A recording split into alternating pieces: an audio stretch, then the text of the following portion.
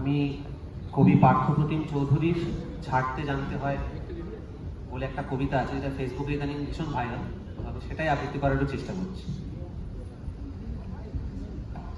ছাড়তে জানতে হয়। সকালে ঠিক সময়ে বিছানা, পেট খারাপের সময় রাজশাহী খানা, ঘন্টা পড়ার আগেই পরীক্ষার খাতা, ভালোবাসার জীর্ণ ছেঁড়া পাতা, বিয়ের পর প্রাক্তন প্রেমিকার হাত, যৌবনে পৈতৃক ভিটের নিশ্চিন্ত ছাদ। যেভাবে সূর্যের আলোকে ছেড়ে যায় অন্ধকার রাত আর পাঁঠার মাংসকে নড়বড়ে দান, ঠিক সেভাবেই ছাড়তে জানতে হয়। পথ আর সম্পদ আঁকড়ে ধরবে যত, পিছলে যাবে বারবার মুঠোয় ধরা বালির মতো।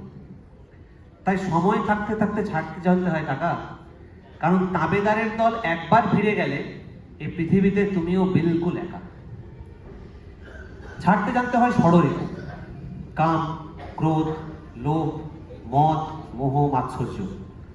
সালমানকে যেভাবে ছেড়ে গেছিল রায় সুন্দরী ঐশ্বর্য, ঠিক সেভাবেই ছাড়তে জানতে হয়। অর্জুনের মতো পাখির চোখে লক্ষ্য স্থির রেখে ছাড়তে জানতে হয় স্বর। আর চক্রবুহে জুঝতে গেলে বেটা তুমি ছাড়না পড়েগা ডার। অফ স্টাম্পের বাইরে ছাড়তে জানতে হয় বিষাক্ত বল। আর যার দুহাত সমান চলে তার কাছে জেনে নিও কিভাবে ছাড়তে হয় পুরাতন দল। নীরবের কাছে শিখো কিভাবে ছাড়তে জানতে হয় দেশ। আমি নীরব মোদীর কথা বলছি। নীরবের কাছে শিখো কিভাবে ছাড়তে জানতে হয় দেশ, আর মাদারকে দেখে শেখো ছাড়া কত সহজ বিদ্বেষ। শুধু ছাড়তে জানতে হয়। ছাড়তে না চাইলেও একদিন ছাড়তেই হয় এই পৃথিবী। ধর্ম বুঝে কবরের মাটি আর চিতাকাঠ মুছে দেয় জীবনের জলছবি। তারই মধ্যে কেউ কেউ অমর হয়ে যায়, আর কেউ বা শুধু দেওয়ালে টাঙানো ছবি।